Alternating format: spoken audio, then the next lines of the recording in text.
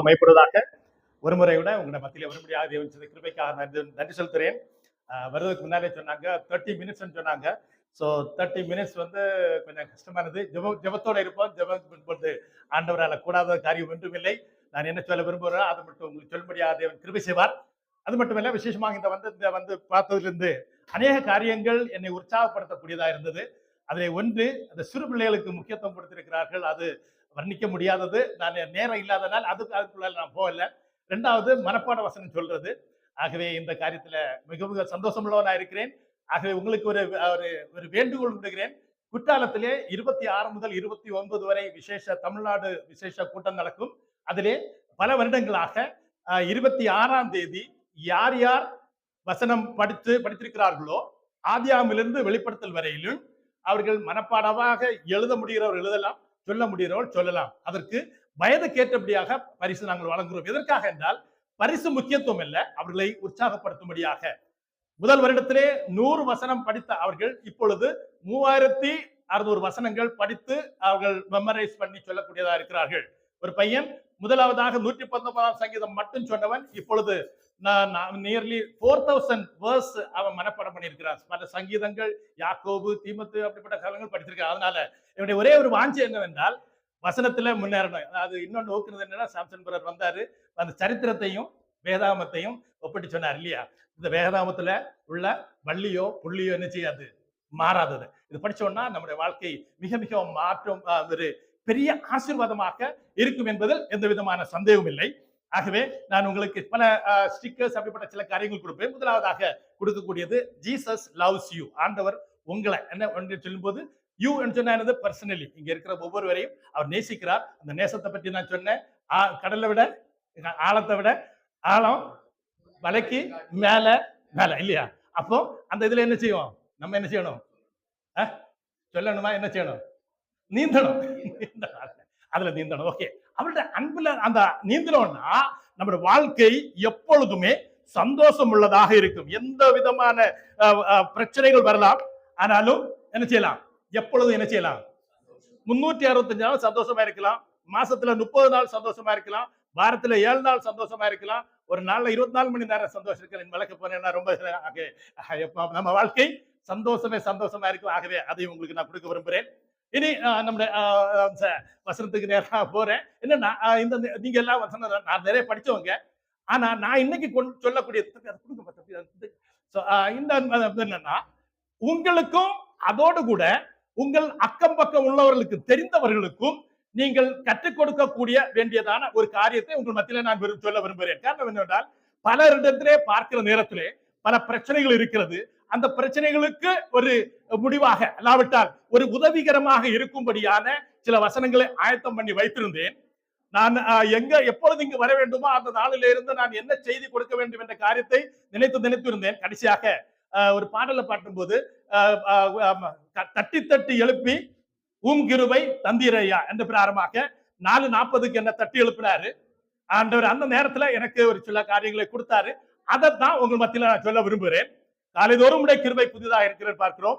அதன் பின்பதாக ஒவ்வொரு காரியத்திலையும் நான் பார்க்கிற நேரத்திலே எல்லாமே அதற்கு ஆதாரமானதாக இருந்ததின் காரணமாக உங்களுக்கு நான் இப்பொழுது உங்களுக்கு முன்பதாக வைக்க விரும்புகிறேன். ஆகவே நீங்கள் அதை நோட் பண்ணிட்டீங்கன்னா உங்களுக்கும் ஆசீர்வாதமா இருக்கும். அதோடு கூட மற்றவர்களுக்கும் நீங்கள் ஆசீர்வாதமாக இருக்க முடியும் என்பதில் எந்த விதமான சந்தேகம் இல்லை.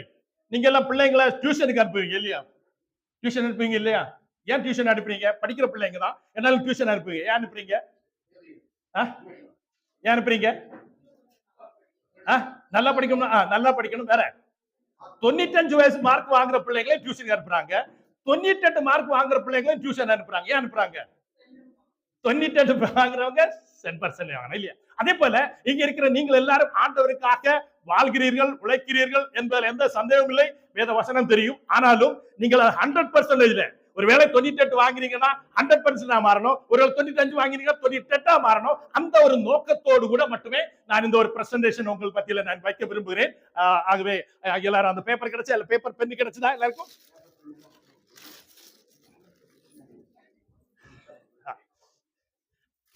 பிறகு இந்த பெண்ணுக்கு ஒரு விசேஷம் இருக்கு. 2 கொரிந்தியர்ல நான் பார்க்கும்போது நீங்கள் எல்லாரும் என்ன செய்றீங்க? யாரா இருக்கீங்க? இந்த உலகத்துக்கு வெளிச்சமா இருக்கீங்க, நற்கந்தமா இருக்கீங்க. எப்படி இருக்கீங்க?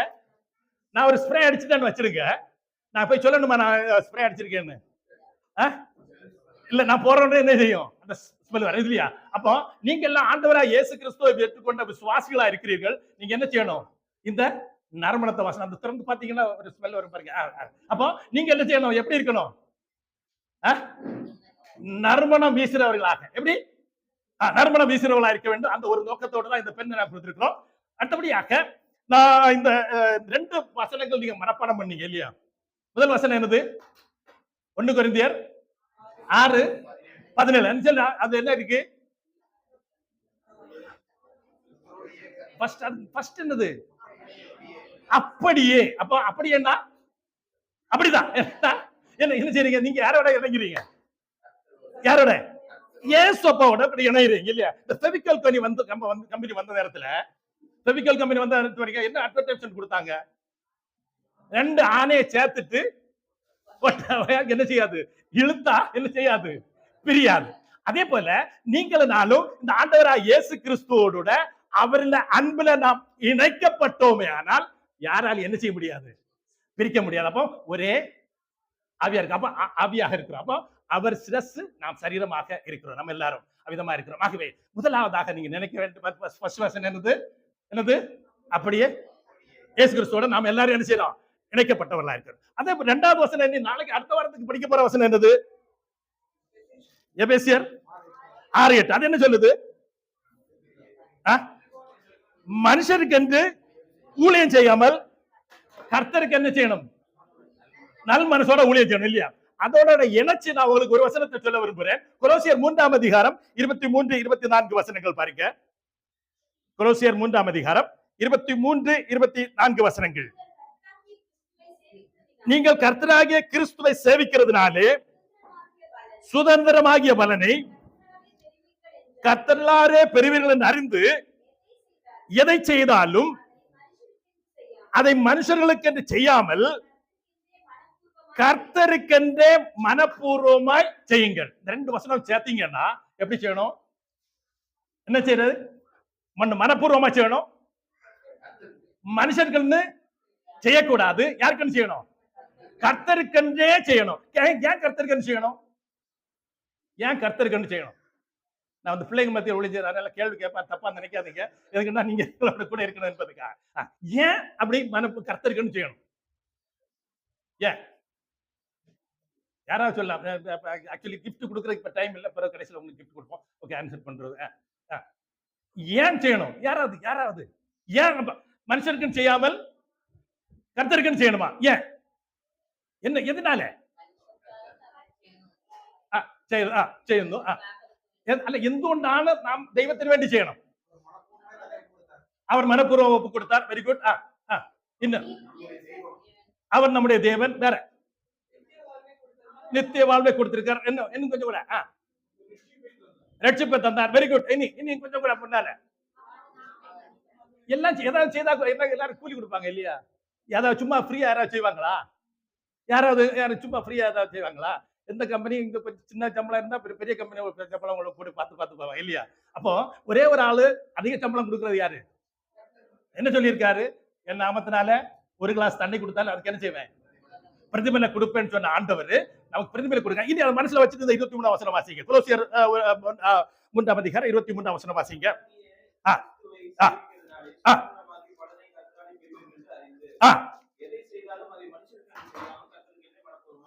அப்ப நம்ம எதை செய்தாலும் ஏன் செய்யணும்? சுதந்திரனாகிய பலன் என்னன்னு சொன்னா, நாம் எதை செய்தாலும் அதுக்கு பலன் கொடுக்கக்கூடியது யாரு? அவர். புரியுது உங்களுக்கு? நான் எதுக்கு செய்யறோம்னா, மனுஷனுக்காக செய்தோம்னா மனுஷன் ஒரு நேரத்துல நம்ம கைவிடுவான். ஒருவேளை ஒரு சின்ன காரியங்கள் தான் செய்ய முடியும், மற்ற அதுக்கு மேல அவனால செய்ய முடியாது. வாக்கு மாறக்கூடியவன் ஆண்டவர். என்ன செய்தாரு? வாக்கு மாறாதவர், நேற்றும் இன்றும் என்றும் மாறாதவர்.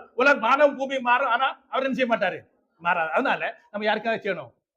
கர்த்தருக்காக செய்யணும். ஓகே, கிளியர் ஆச்சா? ஓகே, இனி நம்ம வருவோம், நம்ம சப்ஜெக்ட்டுக்கு மேல வருவோம். இந்த உலகத்துல நமக்கு மிக மிக முக்கியமானது, இந்த உலகத்துல மிக மிக முக்கியமானது உயிர். மிக மிக முக்கியம். நீங்க சொல்ல, நீங்க எல்லாம் நான் வந்து அப்படி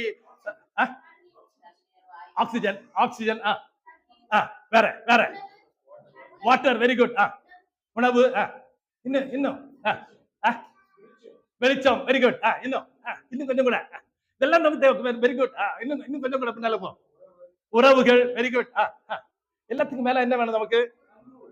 அன்பு வேணும், வெரி குட். அன்பு என்னது? இது இதுதான் முக்கியம் இல்லையா? இது இல்லைன்னா ஒண்ணும் செய்ய முடியாது, அப்படித்தானே? Okay, clear. அப்ப இன்னைக்கு ரெண்டு முக்கியமான காரியம் சொல்ல போறேன். எத்தனை முக்கியமான காரியம்? ரெண்டு முக்கியம், ஒரு ரகசியம், ஒரு பெரிய ரகசியம். என்ன சொல்ல போறேன்? கிடைக்கிற டைம்ல மேக்ஸிமம் முடிப்பேன், முடிச்சாட்டா உங்ககிட்ட கொஞ்சம் டைம் கேட்பேன், நீங்க கொடுத்தீங்கன்னா சொல்லுவேன். என்னன்னா ஒரு ஸ்டேஜ்ல போட்டிருந்தாங்களா, அந்த கொடுக்கப்பட்ட டைமுக்கு முன்னால நிறுத்தினாங்களா, மறுபடியும் அவங்களுக்கு என்ன கொடுப்பாங்களா, சான்ஸ் கொடுப்பான்னு சொன்னாங்களா. அதனால குறிப்பிட்ட இடத்துல டைமுக்கு நிறைய விரும்புறேன். சோ கொடுத்த நேரம் முடிச்ச பிறகு உங்கள்கிட்ட கேட்பேன், நீங்க டைம் கொடுத்தா மறுபடியும் கண்டினியூ பண்ணுவோம். ஓகே, என்னெல்லாம் சொல்ல போறேன்?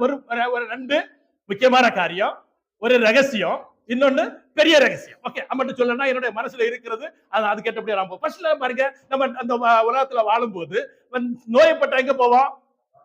டாக்டர் போவோம். டாக்டர் என்ன செய்வாரு? மெடிசன் கொடுப்பாரு. அப்ப அந்த அடுத்த மெடிசன் கொடுத்தாங்க என்னன்னு சொல்லுவாரு? காலையில பிரேக்பாஸ்ட் எம்டி ஸ்டமக்ல இது சாப்பிடணும், சாப்பிட்ட பிறகு இது சாப்பிடணும், மத்தியானம் சாப்பிடறதுக்கு முன்னால சாப்பிடணும், சாப்பிட்ட பிறகு சாப்பிடணும், நைட்டு சாப்பிடணும், தூங்குக்கு முன்னால சாப்பிடணும், அப்படி எல்லாம் சொல்லுவாங்க இல்லையா? எல்லாருக்கும் ஒரே மாதிரி மருந்து கொடுப்பாரா? இல்ல. வயிற்று வலிக்கு அதுக்கேற்றபடி, தலைவலிக்கு அதுக்கு தனியா, காய்ச்சல் இருந்தா தனியா, ஒவ்வொன்றுக்கும் தனித்தனி மருந்து கொடுக்கிறாரு இல்லையா? அந்த மருந்தை வாங்கி வச்சிருக்கீங்க, ஏதாவது பிரயோஜனம் உண்டா? சுகம் ஆனோம்னா நீங்க என்ன செய்வீங்க? சாப்பிடுவீங்க இல்லையா? கரெக்டா சாப்பிடுவீங்க இல்லையா? அதே போல இந்த மருந்து நம்ம சரீரத்துக்கு நோயை குணமாக்கக்கூடியதா இருக்கிறது. இந்த வசனம் நம்முடைய ஆவிக்குரிய, அடுத்த வசனம் நம்முடைய வாழ்க்கையை ஆசீர்வாதமாக, நோயற்றதாக, மகிழ்ச்சி உள்ளதாக வைக்கக்கூடியதாக இருக்கிறது. சங்கீதம் 107 20ஆம் வசனம் சொல்லுகிறது, அவர் தமது வசனத்தை அனுப்பி என்ன செய்றார்? அவர்களை குணமாக்கி என்ன செய்றார்? அவர்கள் அழிவிலிருந்து தப்பி வைக்கிறார். பாருங்க, டாக்டர்ஸ் மருந்து கொடுக்கிறாங்க, அவங்க கொடுத்து நமக்கு சுகமாகணும்னா அவங்க சொல்ற மாதிரி சாப்பிட்டு சுகமடைவோம். ஆண்டவர் உங்களை இந்த உலகத்துல வாழ்க்கையில சந்தோஷமாக வாழ வைக்கணும்னா இந்த வேதாமத்தை கொடுத்திருக்கிறார். சாலோமோன் கொஞ்சம் சொன்னாங்க, நானும் உங்களுக்கு சொல்றேன் என்னன்னா, இந்த வசனத்தை அனுப்பி என்ன செய்யறாரா? முதல்ல என்ன செய்யறாரு? குணமாக்கி. என்னென்ன பிரச்சனை உங்க வாழ்க்கையில இருக்கிறோம், எவ்விதமாக சரீரத்துல வயிற்று வலி, கண்ணு வலி, தலைவலி, கால்வலி எல்லாம் இருக்கிறதோ அதை மாற்றுறாங்களோ, அதே போல உங்க வாழ்க்கையில் உள்ள ஒவ்வொரு பிரச்சனையும் மாற்றி உங்க என்ன செய்யறாரா? அழிவுல இருந்து விடுவிக்கிறார். கிளியரா? இதுல சந்தேகம் இருக்கா யாருக்காவது? கிளியர்? அப்ப என்ன செய்யணும்? இந்த வசனத்தை என்ன செய்யணும்? எந்தெந்த நேரத்துல என்னென்ன வசனம் எனக்கு கொடுக்கிறதோ, நான் இந்த பிரச்சனையில போகும்போது இந்த வசனம் எனக்காக கொடுக்கப்பட்டதுன்னு சொல்லி அதை எடுத்துக்கொண்டீங்கன்னா உங்க வாழ்க்கையில் என்ன ஆகும்? என்ன உண்டாகும்? அந்த பிரச்சனையிலிருந்து குணமாக்கி, அழிவிலிருந்து விலக்கி நீங்க பாதுகாக்கப்படுவீங்க. கிளியரா? சந்தேகம் உண்டா? இல்ல. அடுத்த வசனம். அடுத்து, கிறிஸ்துவுக்குள் இருந்தால் புது சிக்ஷையா இருக்கிறான், பழையவைகள் ஒளிந்து போயின, எல்லாம் போயிடுறான். இன்னைக்கு மனப்பாட வசனம் என்னது? இப்படி இருக்க அவரோட சேர்ந்து என்ன இருக்கணும்? அவரோட இணைக்கப்பட்டிருக்க ஒரே ஆவியா இருக்கிறோம். அப்போ இந்த ஆண்டவராகிய இயேசு கிறிஸ்துவை ஏற்றுக்கொண்டவங்க எப்படி இருக்காங்க? ஒரு புதிய சிருஷ்டி. ஒரு குழந்தை பிறக்கும் போது எப்படி என்ன அழகா இருக்கு இல்லையா? வளர வளர கொஞ்சம் அழகு மாறும் இல்லையா? அதே போல நீங்களும் நானும் இந்த ஆண்டவராகிய இயேசு கிறிஸ்துவை ஏற்றுக்கொள்ளும் போது அவருடைய பிள்ளையாக, புதிய சிருஷ்டியாக நாம் மாறி இருக்கிறோம். அந்த புதிய சிருஷ்டியா இருக்கும் போது நம்முடைய குணங்கள் எல்லாம் எப்படி இருக்கணும்? ஒரு மாறுபட்டதான, மற்றவங்களை போல இல்லாம ஒரு வித்தியாசமான குணமுள்ளவர்களாக நாம் இருக்கணும். நான் சொல்லுவேன், இந்த நாய்க்குட்டிக்கு ஒரு குழந்தை பிறந்தா என்ன செய்யும்? அது ஒரு நாய்க்குட்டிக்கு ஒரு குட்டி பிறந்தா என்ன செய்யும்? அது பவுன் இல்லையா? பூனைக்குட்டிக்கு ஒரு குழந்தை பிறந்தா மியாவ் மியாவ் சொல்லும். ஒரு கண்ணுக்குட்டி, ஆட்டுக்குட்டி அது மாதிரி சத்தம் போடும் இல்லையா? அப்ப நீங்களும் நான் யார்ட பிள்ளை? இயேசுவ பிள்ளை. அப்ப நம்ம என்ன காட்டணும்? இயேசுவுடையதான குணத்தை என்ன செய்யணும்? பிரதிபலன். நான் பட்டிக்குட்டியிட போய் நீ அப்படி கத்தன்னு சொல்லணும் யாராவது போய்? அது தானா செய்யும் இல்லையா? பறவைகள் அது கேட்ட சத்தத்தை அதை அழகா கொடுக்குது இல்லையா? அதே போல உண்மையாகவே நீங்களும் நானும் இந்த ஆண்டவராக இயேசு கிறிஸ்துவை ஏற்றுக்கொண்டு அவரோட இணைந்தோம்னா, ஒரு புது சிருஷ்டியா இருக்கிறோம்னா நம்முடைய குணம் என்ன செய்யும்? அப்படி ஆட்டோமேட்டிக்கா மாறணும். மாறலன்னா ஏதோ ஒரு பிரச்சனை இருக்கு. சில குழந்தைகள் பிறக்கும் போது சில பிரச்சனைகள் இருக்கு இல்லையா? அப்படித்தானே? அப்ப என்ன செய்வாங்க? அப்படி விட்டுடுவாங்களா? இல்ல டாக்டர்கிட்ட கொண்டு போய் அதுக்கேற்றபடி ட்ரீட்மெண்ட் பண்ணுவாங்க. அதே போல நம்முடைய வாழ்க்கையிலும் சில பிரச்சனைகள் அப்படி இருக்குமேனால், ஆண்டவரே எதனால என்று சொல்லி இந்த வசனத்தின் மூலமாக அதை என்ன செய்யணும்? ட்ரீட் பண்ணணும். என்ன பண்ணணும்? ட்ரீட் பண்ணணும். அதை சரி பண்ணிட்டோம்னா நம்முடைய வாழ்க்கையில என்ன செய்ய முடியும்? முன்னேறி செல்ல முடியும். சந்தோஷமாக என்ன செய்ய முடியும்? வாழ முடியும். கிளியரா? புரியுதா? இந்த ஏதாவது சந்தேகம் உங்களுக்கு? இல்லைன்னா நான் எவ்வளவு சொன்னாலும் அது உங்களுக்கு புரியலன்னா என்ன பிரயோஜனம் இல்லை. ஆனா என்ன செய்யணும்? உங்களுக்கு புரியணும். நீங்க புரிஞ்சீங்கன்னா உங்க வாழ்க்கையை மாற்றுவீங்க. அதே போல பிரச்சனை உள்ளவருடைய வாழ்க்கையிலும் நீங்க என்ன செய்வீங்க? அவங்களுக்கு ஆலோசனை கொடுப்பீங்க. அதனால இனி நான் போகிற வசனங்களை கரெக்டா நோட் பண்ணிடுங்க. 2 முக்கியமான காரியத்தை சொல்ல விரும்புறேன். அடுத்த ஸ்டார்ட் பண்ணுங்க. எபிரேயர் 13ஆம் அதிகாரம் 5ஆம் வசனம் பாருங்க.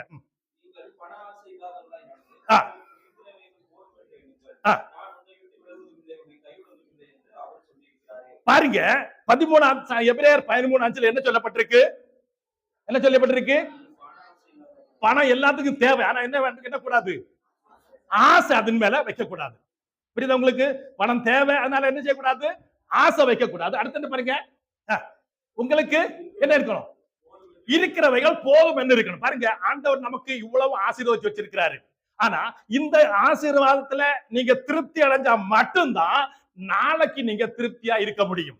நான் என்ன சொல்றேன்னா, ஏதாவது ஒரு மனுஷன் இத்தனை கோடி எனக்கு கிடைச்சா போதும்னு சொல்லிட்டு அதுக்கு மேல வேண்டாம்னு சொல்லி இருக்கவங்க யாரா இருக்காங்களா? சொல்லுங்க. ஏன் இந்த வசனம் எழுதப்பட்டிருக்கு? என்னன்னா, இந்த உலகத்துல எல்லாரும் என்ன செய்றாங்க? இன்னும் வேணும், இன்னும் வேணும். அப்படித்தானே? சொல்லுங்க. நான் சொல்றது சந்தேகமா இல்ல கரெக்டா இல்லைன்னா ஒப்புக்கொள்றீங்களா இல்லையா? அதனாலதான் இந்த வசனம் எழுதிருக்கு. உங்களுக்கு இருக்கிறதுல என்ன செய்யணுமா? போதுமான திருப்தி வரணும் இல்லையா? இப்ப பிரியாணி கடையில போறீங்க, பிரியாணி ஒரு பிளேட் வாங்குறீங்க, சாப்பிட்டு பார்த்தாச்சு, திருப்தி ஆச்சு. அதுக்கு பிறகு மீதி இருந்தா அதை போய் சாப்பிடுவீங்களா? திருப்தி ஆகலைன்னா இன்னும் ஒரு பிரியாணி கேட்பீங்க. அப்படித்தானே? அப்படித்தானே? அப்போ உங்களுடைய என்னுடைய வாழ்க்கையில நான் புது சிருஷ்டியா இருக்கிறேன். எனக்கு இந்த இயேசப்பா என்னோட கூட இருக்கிறார், என்னை இம்மட்டும் நடத்தினாரு, எனக்கு அவர் கொடுத்தது போதும் என்ன ஒரு திருப்தி இருந்தீங்கன்னா இன்னைக்கு மகிழ்ச்சியா இருப்பீங்க. வாழ்நாள் ஃபுல்லா என்ன செய்வீங்க? வாழ்நாள் ஃபுல்லா என்ன பண்ணீங்க? மகிழ்ச்சியா இருங்க. இன்னைக்கு ஆண்டவர் கொடுத்ததுல உங்களுக்கு திருப்தி இல்ல, நீங்க வாழ்நாள் முழுவதும் திருப்தியா இருக்க போறதில்லை. ஆகவே இந்த வசனம் மிக மிக முக்கியமா இருக்கிறது. ஆகவே என்ன செய்யணும்? ஆசை கூடாது. இருக்கிறதுல என்ன செய்யணும்? திருப்தியா இருக்கணும். அப்ப ஆண்டவர் என்ன வாக்கு கொடுக்கிறாரு? நான் என்ன கைவிட மாட்டேன். அவரு வாக்கு பண்ற சொல்லிட்டான்னா வாக்கு மாறுமா? தாவீதை எங்க எடுத்து வளர்த்தாரு, மோசே எங்க உயர்த்தினாரு, ஒவ்வொருத்தரை உயர்த்தினாரு இல்லையா? அந்த ஆண்டவர் இன்னும் ஜீவிக்கிறவரா இருக்கிறார். உங்களையும் அவருக்கு பலத்த கையில் அடங்கிருங்க. ஏற்ற நேரத்தில் என்ன செய்வாரு? ஏற்ற நேரத்தில் அவர் செய்வாரு? உயர்த்துவார். அந்த கேட்ட நேரத்தில் உங்களுக்கு கொடுக்க வல்லவராக இருக்கிறார். ஆகவே அவர் கட்டாயம் கொடுப்பார் என்பது எந்த விதமான சந்தேகம் இல்லை. நாம் அவர்களில் வைக்கிறதான நம்பிக்கை, அவர்களில் தான் திருப்தியா இருக்கும். எனக்கு இந்த இயேசப்பா மட்டும் போதும்னு சொன்னீங்கன்னா உங்க வாழ்க்கையிலே மகிழ்ச்சி எந்த விதமான சந்தேகம் இல்லை. ஆகவே அதை சொல்லி உங்களுக்கு முன்னாடி அடுத்த வருஷம் பாருங்க. அந்த அடுத்த வருஷம் கூட அதனால நாம் தைரியம் கொண்டு, கர்த்தர் எனக்கு சகாயர், நான் பயப்படேன், மனுஷன் எனக்கு என்ன பாருங்க. நாம் அப்படி இருந்தோம்னா நமக்கு மனுஷனால ஒண்ணும் செய்ய முடியாது. அடுத்த வருஷம் பாருங்க. காரணம் என்ன? இயேசு கிறிஸ்து நேற்று அநேக காரியங்கள் இருக்குது. நீங்க மட்டும் மறந்தா நேற்று இன்றும் என்றும் மாறாத, வாக்கு மாறாத, உலகம் எல்லாம் போனாலும் ஒரு மாறாத ஒரு ஆண்டவர் எனக்கு இருக்கிறார். இந்த நம்பிக்கை எல்லாருக்கும் இருக்கா?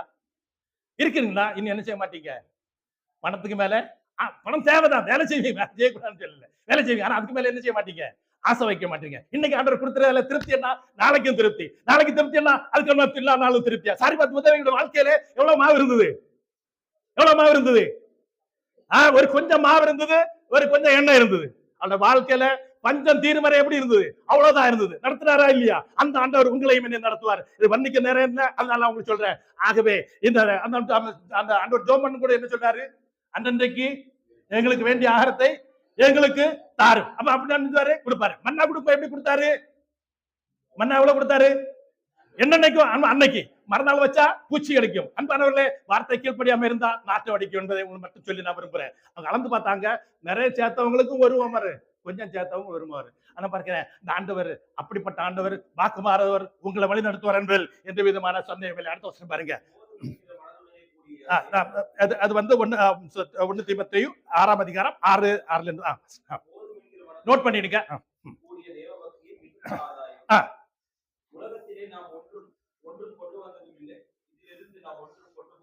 பாருங்க, இந்த உலகத்துல இருந்து போகும்போது யாராவது ஒரு ஊசி கொண்டு போக முடியுமா?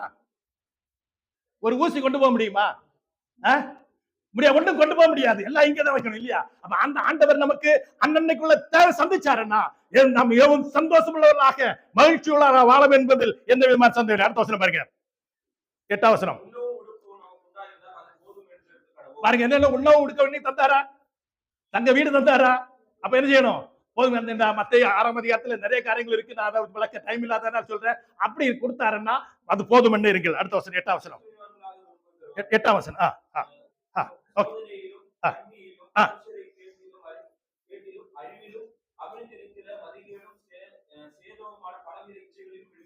அது 8ஆம் வசனம். அது 10ஆம் வசனம் கூட வாசிங்க.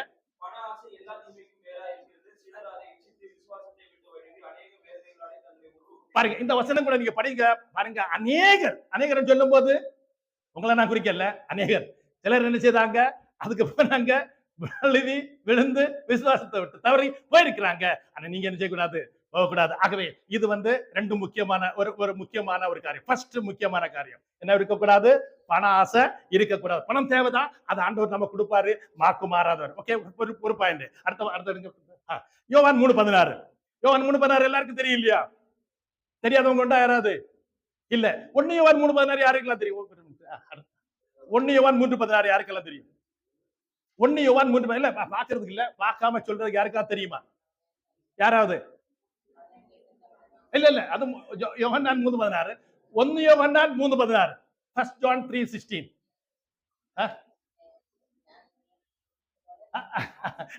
போடாதீங்க. ஃபர்ஸ்ட் அவங்க வரணும்.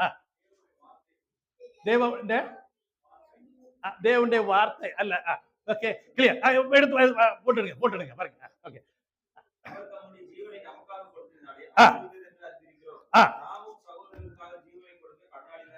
பாருங்க, நம்ம இதுவரை இந்த ஆண்டவராகிய இயேசு கிறிஸ்து மரணத்தை குறித்து பார்த்தோம் இல்லையா?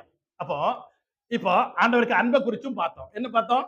ஆண்டவருக்கு அன்பை பார்த்தோம். இந்த ஆண்டவராகிய இயேசு கிறிஸ்து சிலுவையில மரிச்சதுனால என்ன அறிஞ்சோம்?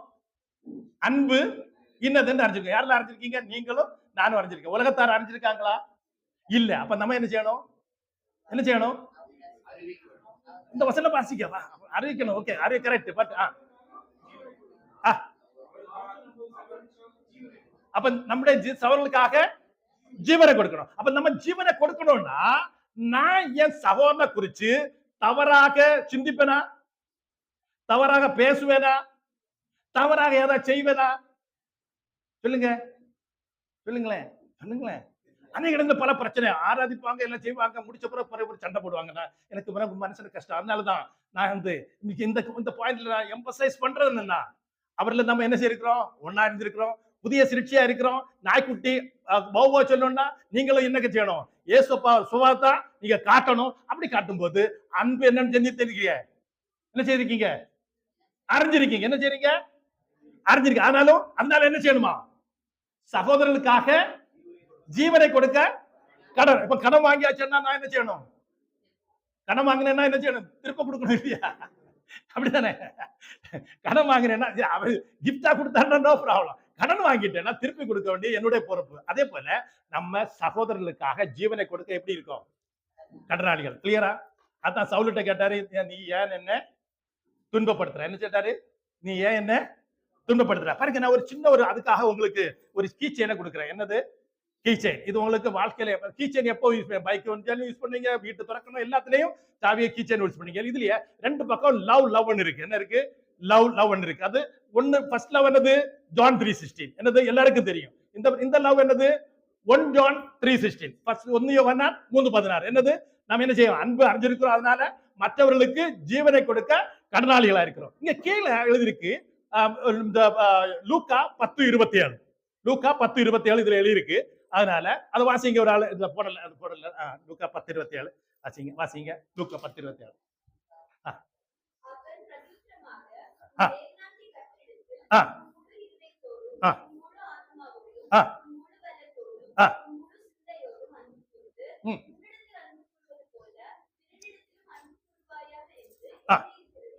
ஆ பாருங்க. அப்ப என்ன சொல்ல என்ன செய்யணுமா? எப்படி எல்லாம்? முழு ஆத்மாவோட, முழு பலத்தோட, சிந்தையோட, முழு எல்லாத்திலும் என்ன 4 காரியங்கள் சொல்லப்பட்டிருக்கு. ஒன்னெல்லாம் முழு முழு இதயத்தோடு, முழு ஆத்மாவோட, முழு பலம், முழு சிந்தையோடு கூட என்ன செய்யணும்?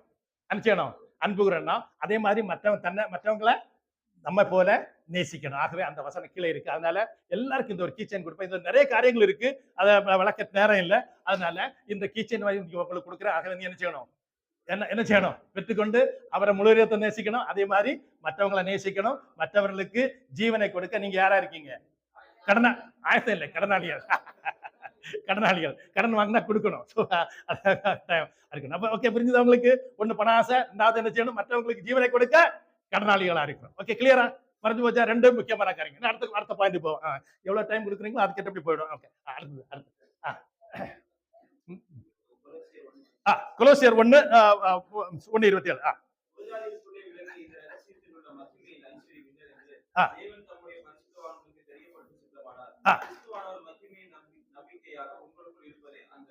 பாருங்க, ஒரு ரகசியமும் இன்னொரு ரகசியம் என்ன தெரியும்? பெரிய ரகசியம் சொல்ல போறேன்.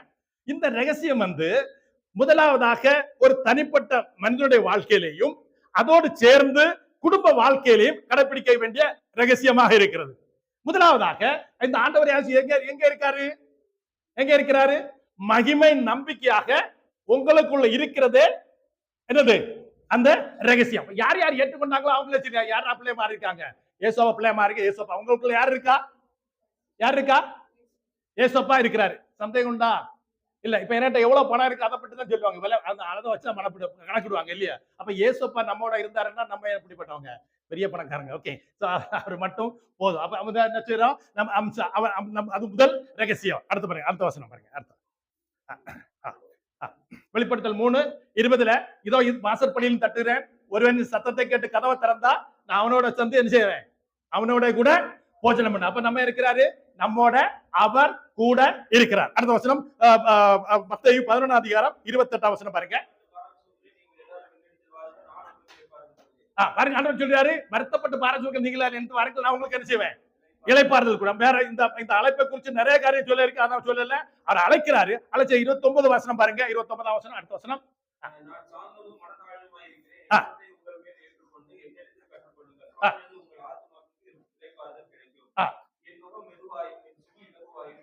பாருங்க, அப்ப ஆண்டவராகிய இயேசு கிறிஸ்து நம்முடைய வாழ்க்கையில நம்மோட கூட இருக்கிறார். அவர் என்ன செய்யறாரு? நம்ம என்ன செய்யறாரு? நம்ம யாரோட இணைச்சிருக்கிறாரு? அவரோட இணைச்சிருக்காரு. அந்த மாடு உழுகிறதெல்லாம் பார்த்திருக்கீங்க இல்லையா? 2 ஒரே லெவல் தான் பார்ப்பாங்க. ஒண்ணு பெருசு சின்னது பார்த்து யாரும் நினைப்பாங்களா? இல்ல. அப்ப என்ன செய்யிருக்காரு? அந்த மாதிரி நம்ம இன்னைக்கு படிச்ச 1 கொரிந்தியர் 6:17 என்ன செய்யறோம்? அவரோட இணைக்கப்பட்டிருக்கிறோம். எப்படி இணைக்கப்பட்டிருக்கிறோம்? அவரோட இணைக்கப்பட்டிருக்கிறோம். அப்போ நம்ம எல்லாம் அவருக்கு சமமாக இணைக்கப்பட்டவர்களாக நாம் இருக்கிறோம். ஆகவே ஒண்ணு நம்ம உள்ள இருக்கிறாரு, ஒண்ணு நம்ம அவரோட கூட இணைக்கப்பட்டவர்களாக இருக்கிறோம். அடுத்த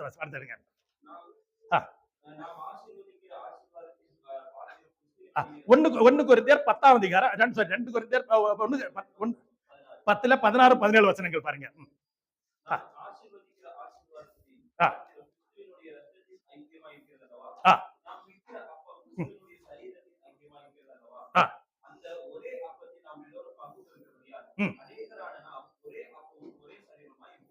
இங்க பாருங்க, நம்ம இன்னைக்கு ஒவ்வொரு வாரம் நம்ம என்ன செய்யறோம்? இந்த மேசை வச்சு என்ன செய்யறோம்? படிக்கிறோம் இல்லையா? என்ன நம்ம சொல்றோம்?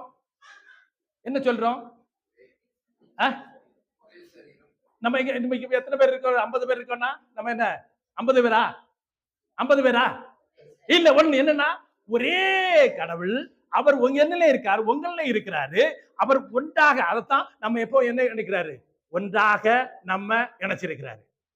அது ஒரு பெரிய ஒரு ரகசியமாக இருக்கிற நம்மளுடைய வாழ்க்கையில. அது நம்ம நினைச்சு பார்ப்போமா? படிச்சவங்க, படியாதவங்க, ஏழை, பணக்காரன், அந்த இந்தியக்காரன், அமெரிக்காரன், எப்படிப்பட்டவனா இருந்தாலும் இதுல பங்கெடுக்கும் போது என்னது? ஒரே சரீரம் வரும் பாருங்க. இவ்வளவு பெரிய ஒரு ரகசியம். அது வந்து நமக்கு வர்ணிக்கவே முடியாது. அத நாம் நினைச்சிட்டோம்னா நம்ம ஆண்டவருக்கு எப்பொழுதும் நன்றி சொல்லிட்டே இருப்போம். பாருங்க, அந்த ஆண்டவர் நம்மோட கூட இருக்கிறாரு. நம்ம அவரோட கூட இணைச்சிருக்கிறாரு. உங்களை எல்லாரும் என்ன செய்திருக்கிறாரு?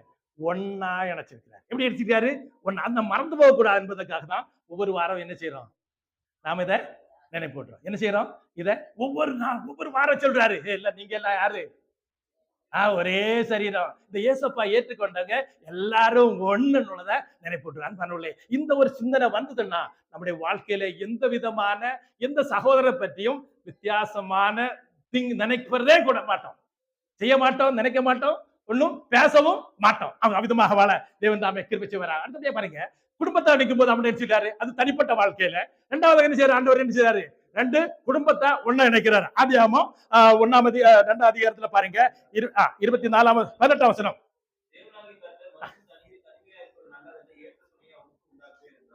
பாருங்க, என்ன துணை ஒன்று சொல்றாரு?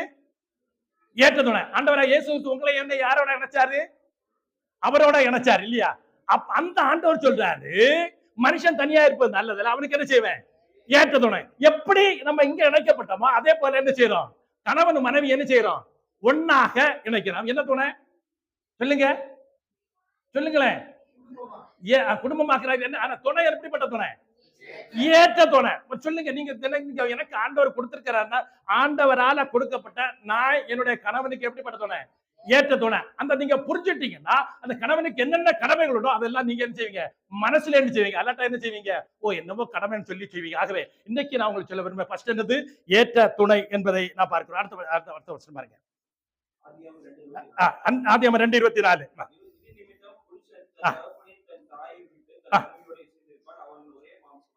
பாருங்க என்ன சொல்லப்பட்டிருக்கு. ஒன்னு கூட பிரச்சனை. ஓகே, இத பாருங்க, நான் முதல்ல ஃபெவிகால ஃபர்ஸ்ட்லயே சொன்னேன். ஆண்டவர் உங்களை என்ன, அவருக்கு அன்பில் என்ன செய்தாரு?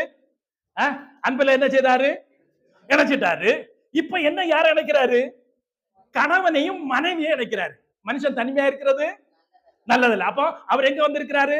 உங்களை கூட வந்து உங்களோட இருக்கிறாரு. அப்ப நீங்க தனிமையா இல்ல. இப்ப உலகத்துல வாழும் போது உங்களுக்கு ஒரு துணை வேணும். அதுக்கு யார கொடுக்கிறாரு? யார கொடுக்கிறாரு? மனைவி. மனைவிக்கு புருஷனுக்கு மனைவி. அப்ப எப்படி இருக்கிறாரு? இந்த அன்புல என்ன செய்யறாரு? நினைச்சிட்டு சொல்லாரு. நீங்க என்னது சொல்லுங்க, சொல்லுங்களேன். ஒரே சரீரம். ஒருவேளை இதுவரை நீங்க அப்படி நினைக்காம இருந்தீங்கன்னா, இன்னைக்கு ஒரு தீர்மானம் எடுங்க. இனி நாங்க யாரு கிடையாது, 2 பேரு கிடையாது. நிறைய பேர் சொல்லுவாங்க, எனக்கு சம்பளம், எனக்கு பைசா, எனக்கு அப்ப, எனக்கு அம்மா, எனக்கு சொந்தம், எனக்கு வீடு, என்னெல்லாம் எனக்கு அப்படின்னு சொல்லுவாங்க. இன்னைக்கு ஒரு தீர்மானம் எடுங்க. இனி எனக்கு அது இல்ல, எங்களுக்குள்ள நமக்குள்ளது இல்லாட்டா சொல்லுங்க. நினைச்சிருக்கா எனக்கு சொல்லுவா மனைவியும் ஒண்ணுன்னா ஒண்ணு. ஒரே பேரஸ் வச்சிருங்க. ஒரு மொபைல்ல எந்த டிஸ்டன்ஸ் எந்த லாக்கிங் கீக்கிங் ஒண்ணு வைக்காதீங்க. நிறைய காரியங்கள் சொல்ல வேண்டியது வந்து அது ஒண்ணும் வைக்காதீங்க. என்னன்னா வச்சுக்கிட்ட பிரச்சனை. அப்ப என்ன செய்ய முடியாது?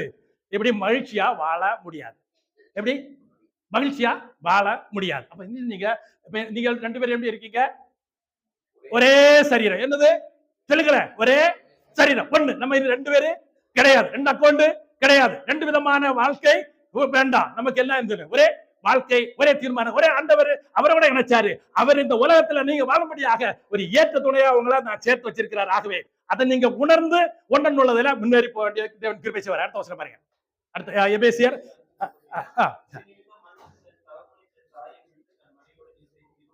ஒரே மாம்சம். எபேசியர்ல பாருங்க, இங்க வந்து என்ன சொல்றாருன்னா, அடுத்த வசனம் 32 கூட வாசிங்க. இந்த ரகசியம் எப்படிப்பட்டது? எப்படி சொல்லுங்களேன்? பெரிய ரகசியம். என்ன ரகசியம்? ஒண்ணு என்னது? இயேசுப்பா நம்மோட கூட இருக்கிறது ஒரு ரகசியம். அவர் நம்மோட நினைச்சு இருக்கிறாரு.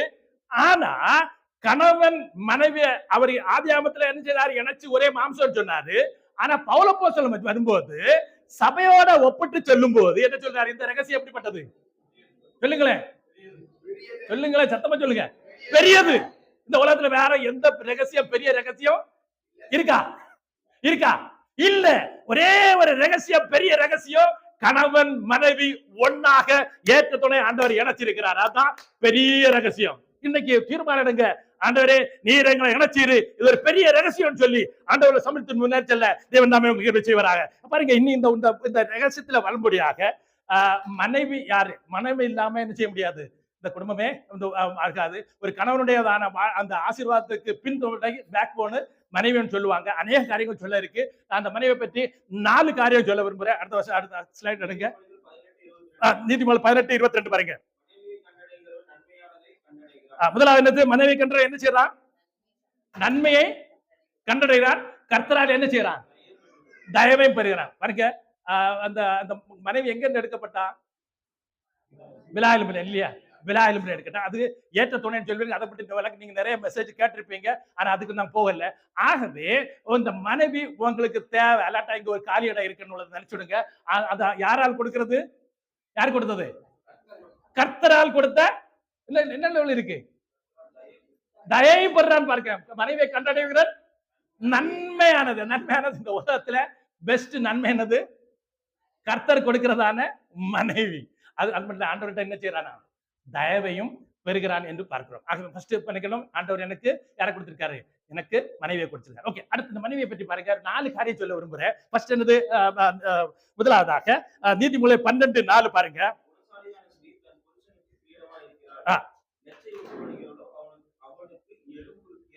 பாருங்க, குணசாலியான ஸ்திரீ யாரு? யாருக்கா? யாருக்கு? யாருக்கு கிரீடம்?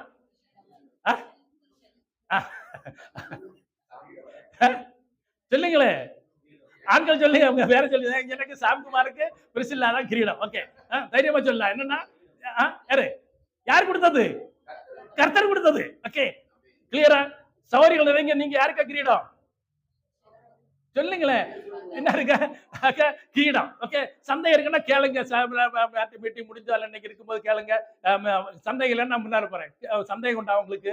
ஆண்டவர் சொல்ல, நீங்க யாருக்கு கிரீடம்? புருஷனுடைய கிரீடம். அடுத்து எடுங்க. அடுத்து எடுங்க. அவருடைய விலை எப்படின்னு பாருங்க. நீதிமொழி 31:10.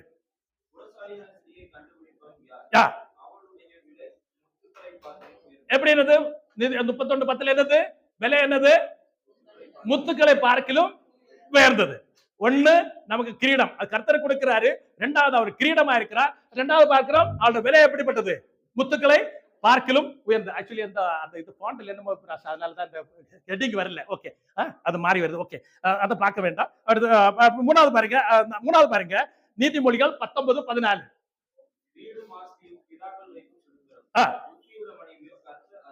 பாருங்க, என்ன பார்க்கிறோம்? ஆண்டவர் என்ன செய்யறாரு? கர்த்தர் அருளும் ஈவு. யார்? என்னது? புத்தியுள்ள ஸ்திரீ. அப்போ நீங்க குணசாலியான ஸ்திரீ, கிரீடமாக இருக்கிறீங்க. இரண்டாவது என்னது? முத்துக்களோட விலை உள்ளதா இருக்கு. நீங்க எப்படிப்பட்டவங்க? புத்தியுள்ள ஸ்திரீயா இருக்கிறீர்கள். தேவனால் கொடுக்கப்பட்ட ஈவா இருக்கிறார். அடுத்த வசனம் பாருங்க. நாலாவது காரியம். நீதிமொழிகள் 14:1. அங்க பார்க்கிறோம். அப்ப இந்த வீடு கட்டுறது யாரு? வீடு கட்டுறது யாரு? புத்தியுள்ள ஸ்திரீ. அப்ப புருஷன் கட்டுறாங்களா, மனைவி கட்டுறாங்களா? வீடு. ஓகே, வீடுன்னு சொன்னா என்னது? வீடுன்னு சொன்னா என்னது? குடும்பம். சந்தேகம் இல்ல, அந்த கட்டடம் கிடையாது இல்லையா? அப்படி இல்ல. ஓகே, அப்போ குடும்பத்தை கட்டுற பொறுப்பு யாருக்கு? மனைவியா இருக்கிறவர்களுக்கு பொறுப்பு இருக்கு. நீங்க தான் கட்டுறீங்க. நீங்க வேணும்னா கட்டலாம், இல்லாட்டா என்ன செய்யலாம்? இடிச்சும் போடலாம். ஆகவே இன்னைக்கு ஒரு தீர்மானம் எடுங்க. நான் என் வீட்டை கட்டுவேன்னு சொல்லி தீர்மானம் எடுங்க. இனி நான் இதுக்கு அந்த பில்டிங் கட்டணும்னா என்ன போட்டாங்க? பில்லர்ஸ் போட்டாங்க இல்லையா? ஒரு 8 பில்லர்ஸ் இருக்கு. எத்தனை பில்லர்ஸ் சொல்றதுக்கு டைம் கொடுக்குறீங்களோ அத்தனை பில்லர் சொல்ல போறேன். மீதியை நீங்களே கட்டிடுங்க. எப்படி மீதான் இந்த ஈட்டெல்லாம் நீங்க என்ன செய்யணும்? நிறைய வசனங்கள் இருக்கு, அதை வச்சு கட்டணும். எத்தனை பில்லர்? 8 பில்லர் இருக்கு. எவ்வளவு டைம் கொடுக்குறீங்களோ அவ்வளவு கேட்டபடி எப்ப முடிக்கணும்னு சொல்லி கை வைத்தீங்களோ உடனே நான் முடிச்சிடுவேன். ஓகே, ஃபர்ஸ்ட் பில்லருக்கு பாருங்க. 8 பில்லர்ல முதல் பில்லருக்கு பாருங்க. ரோமர் 15 அதிகாரத்துல 5ல இருந்து 7 வரை நோட் பண்ணுங்க. ஆனா 7ஆம் வசனம் மட்டும் படிக்க போறோம். ரோமர் 15 அதிகாரம் 5 முதல் 7 வரை நோட் பண்ணுங்க. ஒரே ஒரு வசனத்தை வாசிக்க போறோம். 7ஆம் வசனம். அடுத்த வசனம் 7ஆம் வசனம் மட்டும். அடுத்து 7ஆம் வசனம் 15:7.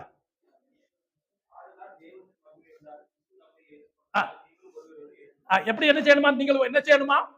ஒருவரை ஒருவர் ஏற்றுக்கொள்ளுங்கள். சொல்லுங்க, ஒருவரை ஒருவர் ஏற்றுக்கொள்ளுங்கள். எப்படி ஏற்றுக்கொள்ளணுமா? கிறிஸ்து உங்களையும் என்னையும் ஏற்றுக்கொண்டது போல ஏற்றுக்கொள்ளணும். அப்போ தனிப்பட்ட வாழ்க்கையில நம்ம மற்ற சகோதர சகோதரிகளை அவிதமாக ஏற்றுக்கொள்ள வேண்டும். குடும்ப வாழ்க்கையில நீங்க ரெண்டு பேரும் என்ன செய்யணும்? ஒருவரை ஒருவர் இயேசு கிறிஸ்துவை நம்ம ஏற்றுக்கொண்டு நம்மள எல்லாம் நல்ல குணம் கொண்டா நம்ம ஏற்றுக்கொண்டாரு இல்ல இல்லையா? அவ்விதமாக ஒருவரை ஒருவர் செய்யணும், ஏற்றுக்கொள்ளணும். ஃபர்ஸ்ட் பாயிண்ட் என்னது? ஒருவரை ஒருவர் ஏற்றுக்கொள்ளணும். இரண்டாவது அடுத்தது பாருங்க, எபேசியர் 4ஆம் அதிகாரம் 32ஆம் வசனம்.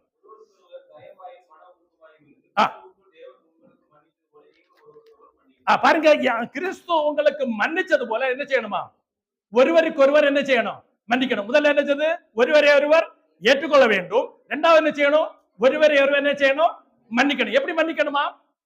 எப்படி மன்னிக்கணும்? கிறிஸ்து உங்களுக்கு மன்னிச்சது போல நீங்க என்ன செய்யணும்? அவங்கள மன்னிக்கணும். அது மாதிரி அந்த பாத்திரிக்க கூடாது, எங்க புருஷன் மன்னிச்சுட்டு நம்ம மனைவி மன்னிக்கட்டும் அப்படி கிடையாது. நம்ம ஒருவருக்கு என்ன செய்யணும்? மன்னிக்கிறவர்களா இருக்கணும். நான் ஏன் மன்னிக்கணும்னு சொன்னா, மத்தேயு 6ஆம் அதிகாரத்துல பாருங்க, மத்தேயு 6ஆம் அதிகாரம் 9ல இருந்து 13ல நான் பார்க்கிற நேரத்துல ஒருவன் காணிக்கை கொண்டு வந்தா என்ன செய்யணுமா?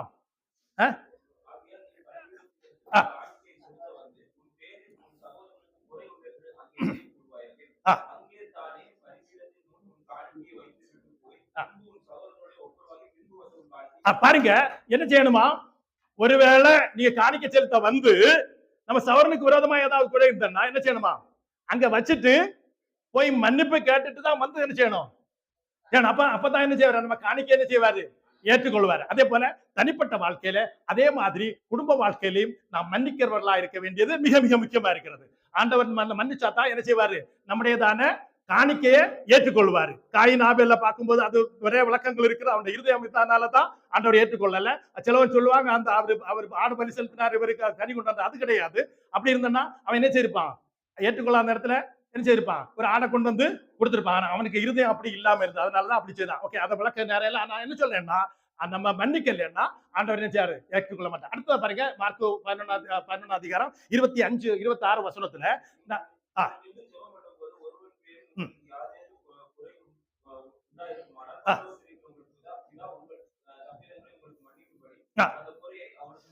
பாருங்க, ஒருவருக்கு ஒரு குறை இருந்தா நம்ம மன்னிக்கலன்னா நம்ம ஜெபத்தை என்ன செய்ய மாட்டாரு? ஆண்டவர் கேட்க மாட்டார். அப்ப அதனால என்ன செய்யணும்? நமக்கு மன்னிக்க வேண்டியவர்களாக நாம் இருக்கிறோம். ரெண்டு காரியங்கள். ஒண்ணு, நம்ம காணிக்கை ஏற்றுக்கொள்ள மாட்டாரு. ரெண்டு, நமக்கு ஜெபத்தை கேட்க மாட்டார். ஆகவே தனிப்பட்ட வாழ்க்கையிலையும் குடும்ப வாழ்க்கையிலையும் ஒருவருக்கு ஒருவர் மன்னிக்கிறவர்களா இருக்க வேண்டியது மிக மிக முக்கியமா இருக்கிறது. அடுத்த வசனம், மூணாவதாக ஒருவர் என்ன செய்யணும்? அன்பு கூற வேண்டும். என்ன பார்க்கிறோம்? ஒருவர் என்ன செய்யணும்? அன்பு கூற. யோவான் 13ஆம் அதிகாரத்துல 34, 35 வசனத்துல நான் பார்க்கிறோம். மூணாவது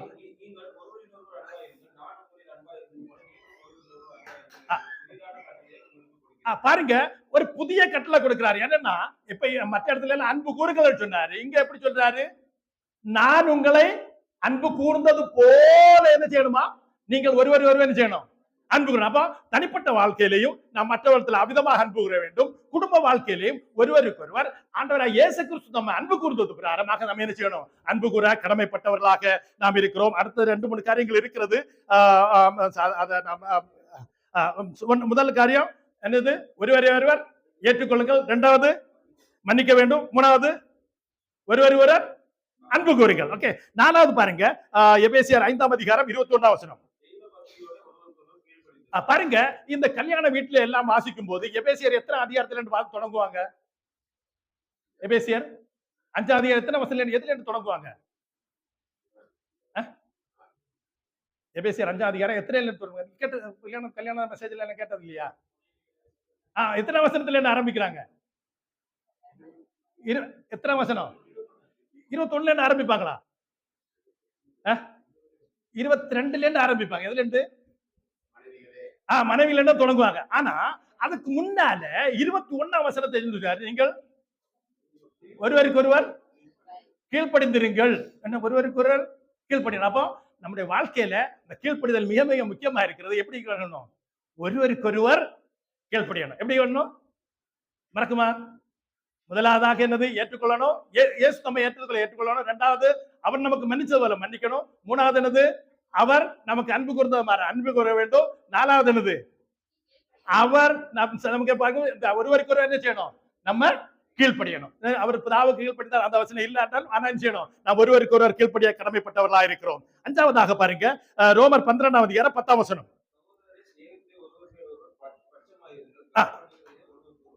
கனம் பண்ணுகிற என்ன செய்யணுமா? ஒருவர் கணிச்சணும் முந்திக்கணும். இந்த மாதிரி நான் என்ன எப்போ சொல்றேன், இந்த ரேஷன் கடையில ஏதாவது ஃப்ரீயா கொடுத்தாங்கன்னா என்ன செய்வாங்க, நீங்க முன்னால நிக்க பாப்பீங்களா பின்னால போய் நிக்க பாப்பீங்களா? ரேஷன் கடையில ஒரு பொருள் ஃப்ரீயா கொடுக்குறாங்கன்னா நீங்க முன்னால போவீங்களா பின்னால போவீங்களா? முன்னால முட்டி அடிச்சுட்டு முன்னால போவீங்க இல்லையா? அதே போல இந்த கனம் பண்றதுல ஒருவருக்கு ஒரு என்ன செய்யணும், முந்திக்கொள்ளணும். தனிப்பட்ட வாழ்க்கையில நான் மற்றவர்களுக்கு நான் கனம் பண்றதுல நான் முந்திக்கொள்ளணும். குடும்ப வாழ்க்கையிலையும் நீங்களும் நானும் என்ன செய்யணும், ஒருவருக்கு ஒருவர் கனம் பண்றதுல என்ன செய்யணும், முந்திக்கணும். நினைக்கணும் அவன் அவன் அப்படி சொன்னா அதனால அவ வந்து என்கிட்ட பேசட்டும்னு என்ன செய்யக்கூடாது, இருக்கக்கூடாது. நம்ம என்ன செய்யணும், கனம் பண்றதுல முந்திக்கணும். மறக்குமா? மறக்காதீங்க. மறந்தீங்கன்னா போச்சு. ஆகவே நீங்க மறக்காம இருந்தீங்கன்னா நீங்க வாழ்ந்து மற்றவங்கள்ட்ட என்ன செய்யும், காட்ட முடியும் அன்பை. இப்படி பாருங்க, நீங்க என்ன செய்யணும் அப்படி இருந்தீங்கன்னா டோட்டல் உங்க வாழ்க்கை சந்தோஷம் மாறும் சொல்லும். ஏழாவது பாயிண்ட், ஆறாவது பாயிண்ட், சாரி ஆறாவது. ஏக சிந்தை, அந்த டைம் இல்லாதனால அதை பாக்குறோம். அந்த கிறிஸ்துவின் சிந்தை எங்களுக்கு உங்களிலும் இருக்க கடவுள் சொல்லியிருக்கு. 4ஆம் வசனம் சொல்லியிருக்கு, தனக்கானவைகள் அல்ல பிறனுக்கானவைகளையே நோக்குவாரா. அந்த வசனம் நோட் பண்ணீங்கன்னா பிலிப்பியர் 2:1-5 அந்த 4-5 வசனம் மிக மிக முக்கியம். தனக்கானவைகள் அல்ல பிறனுக்கானவைகளையும் நோக்குவாரா. அப்போ கணவன் மனைவிக்காக நோக்கணும், மனைவி கணவனுக்காக நோக்க வேண்டும். எந்த சிந்தை இருக்கணும், இயேசு கிறிஸ்துவின் சிந்தை உங்களுடைய வாழ்க்கையில இருக்கணும். எத்தனாவது பாயிண்ட் இது, ஆறாவது பாயிண்ட். அப்போ அந்த ஒருவருக்கு ஒரு சிந்தை உள்ளவர்களா இருக்கணும். அந்த இயேசுவின் சிந்தை நம்முடைய வாழ்க்கையில இருக்கணும். பாருங்க 7வது பாருங்க, மத்தேயு 7:12. மத்தேயு 7:12. மனுஷர்கள் உங்களுக்கு எதை செய்யணுமோ அதை என்ன செய்யணுமா, நீங்க மற்றவங்களுக்கு செய்யணும். தனிப்பட்ட விதத்துல அப்படி செய்யுங்க. கணவன் மனைவி காரியத்திலையும் மனைவி என்ன செய்யணும்னு நீங்க விரும்புறீங்களோ அதை நீங்க அவங்க செய்துட்டீங்கன்னா மனைவி என்ன செய்வாங்க, ஆட்டோமேட்டிக்கா உங்களுக்கு செய்வாங்க. அதை ஒருவருக்கு என்ன செய்யுங்க.